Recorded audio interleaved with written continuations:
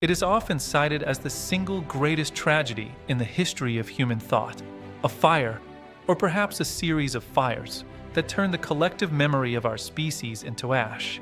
The Great Library of Alexandria, the brain of the ancient world, at its zenith under the Ptolemaic kings, it housed an estimated 400,000 to 700,000 scrolls. Mathematics, astronomy, engineering, poetry, and medicine.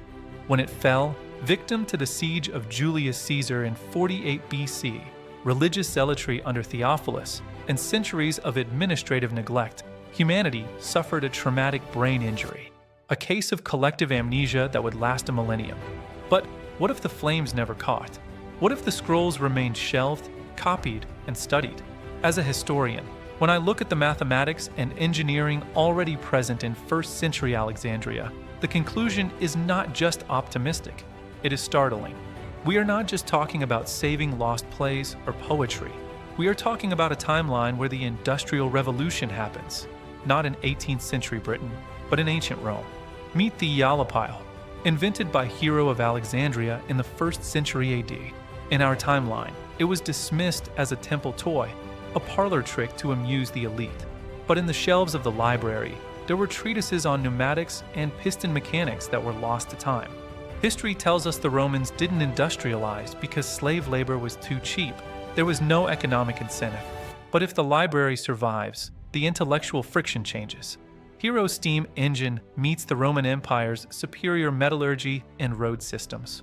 We don't wait for James Wood in 1776. We unlock the power of steam around 200 AD.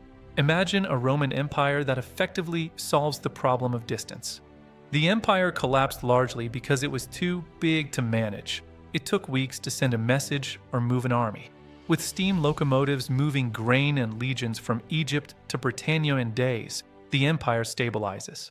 The feudal system never takes root because industrialization demands a wage economy, not serfdom.